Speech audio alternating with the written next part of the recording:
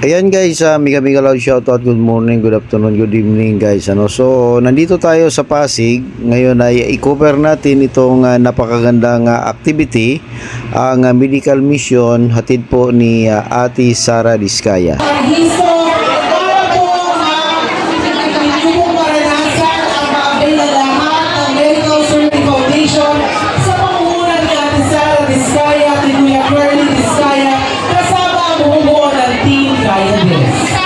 Libreng check-up, gamot, wheelchair, nebulizer, haircut, manicure, pedicure, masahe. Nandito lahat guys sa medical mission natin ni Ate Sara Diskaya. At para sa mga alagang hayop, aso, pusa, meron din, may mga certified na veterinarian na nagtuturok ng anti-rabies para sa kanila. Grabe na ito, overload talaga. Po ni Kapitan Robin Salandana sa pagsuporta po sa programa ng Team Sara. Ganoon din po sa lahat ng mga pangulo.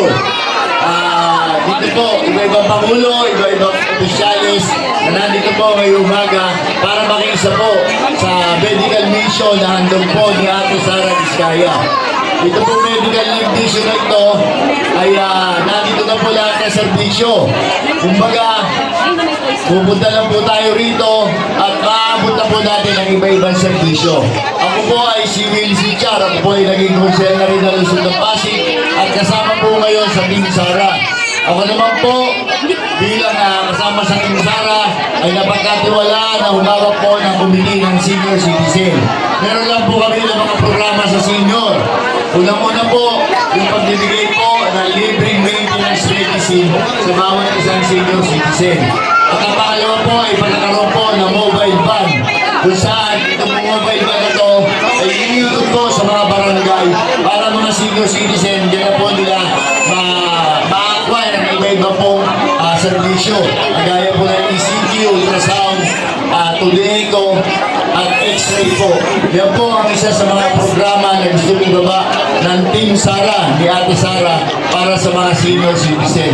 Kasi ngayon na magbababa pa kami na mas marami pa pong programa para po napakikinabangan ng bawat isang Pasigueño. Muli po, Willie Sichar po, magandang umaga po. Maraming salamat.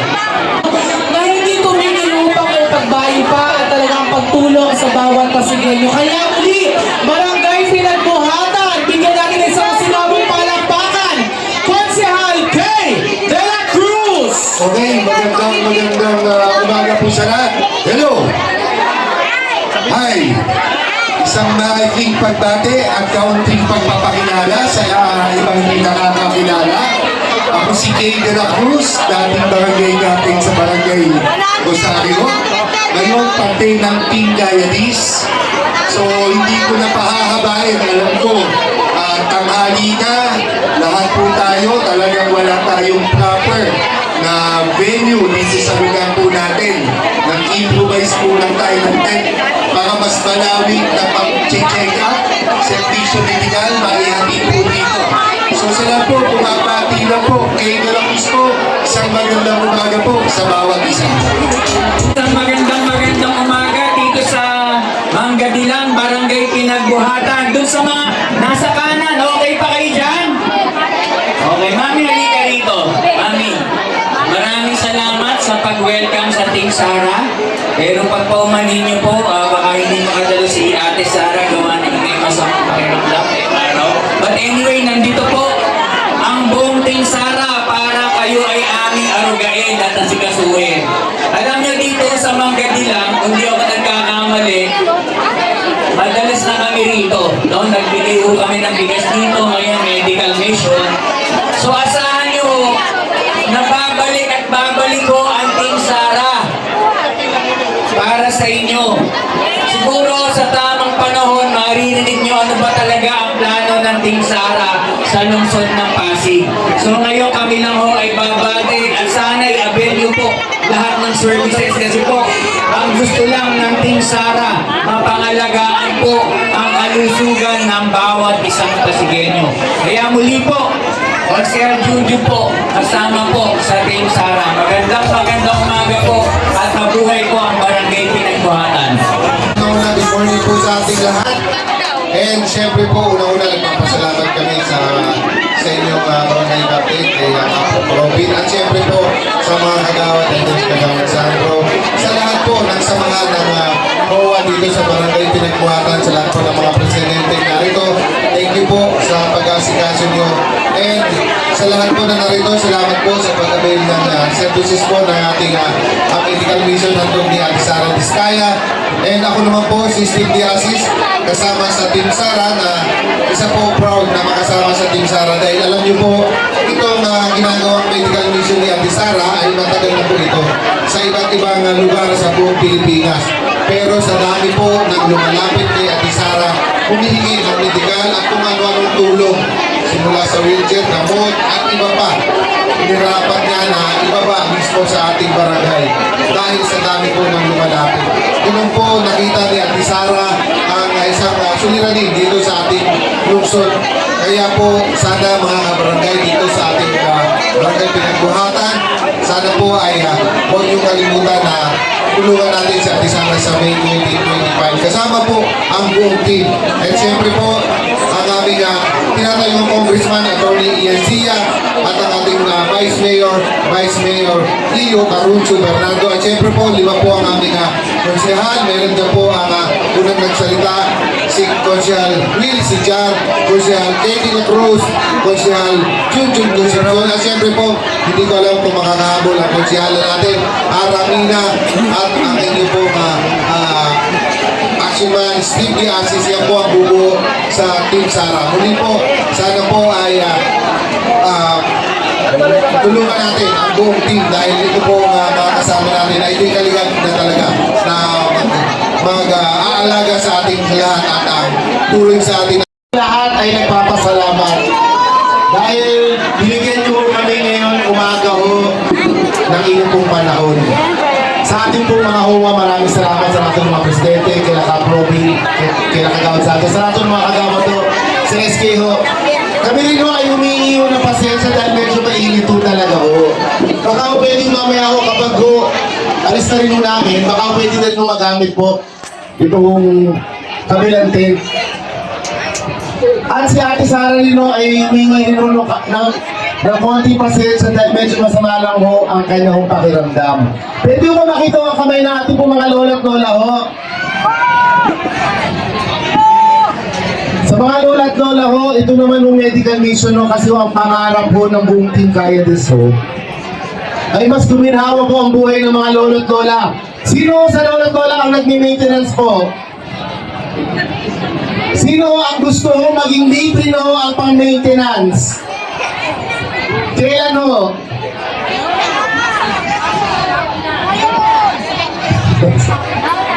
Then, alam nyo, pangarap din natin.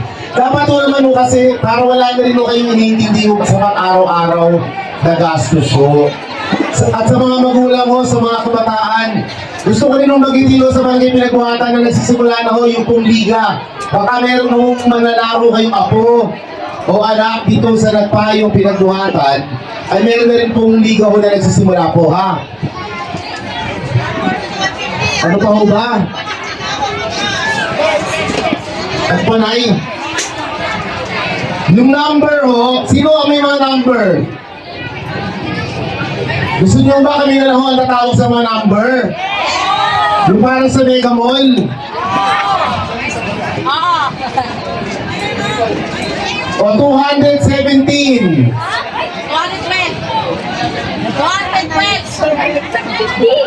ha? Kaya para ho, mabigay na rin po yung mga libreng wheelchair pati yung mga nebulizer.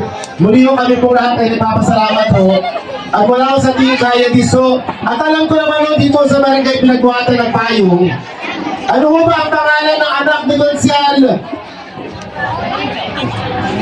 Roding Asilo. Sino po?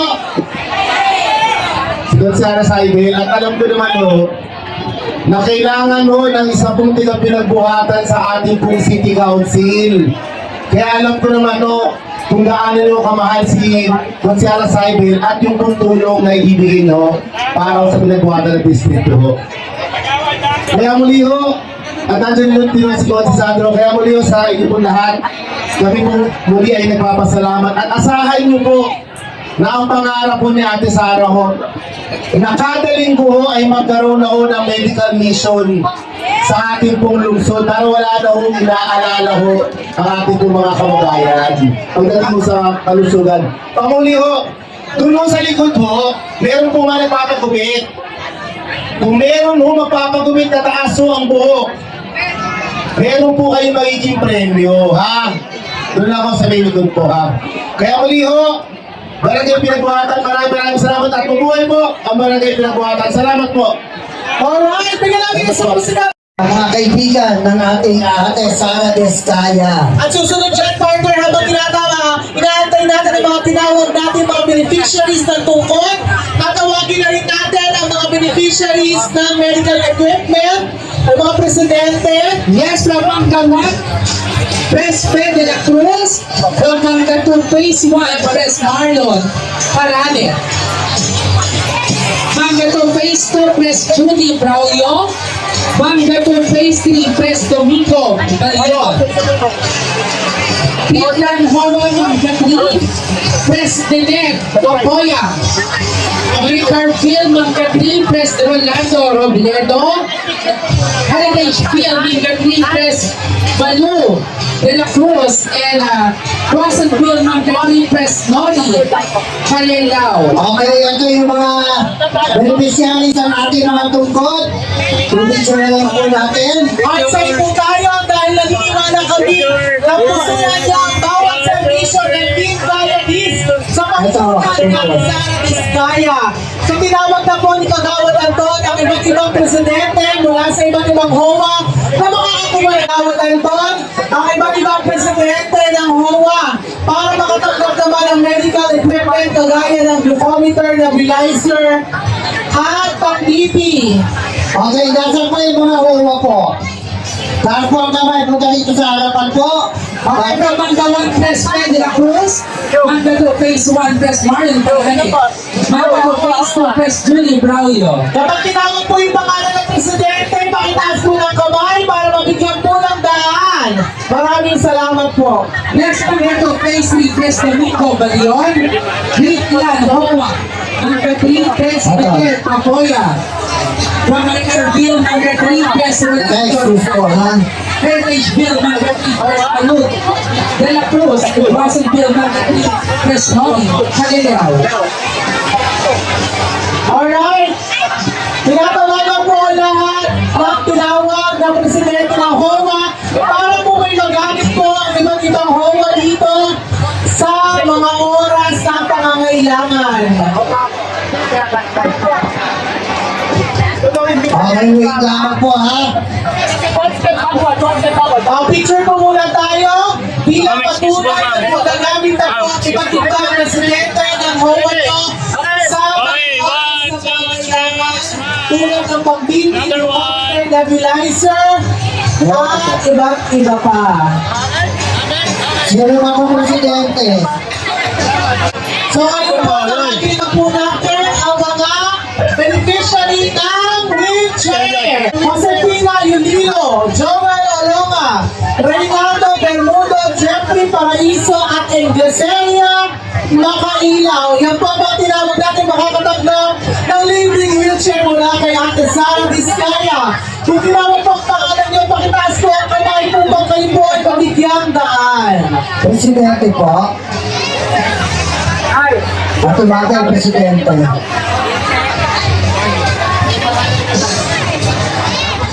Asan po yung mga beneficiaries po ng wheelchairs? Dito po, tatay.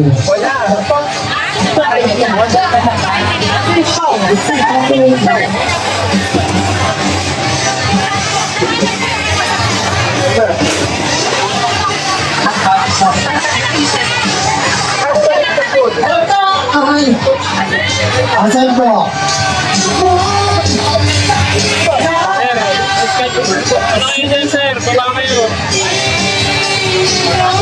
Okay, hearts. Hearts, Outside po tayo.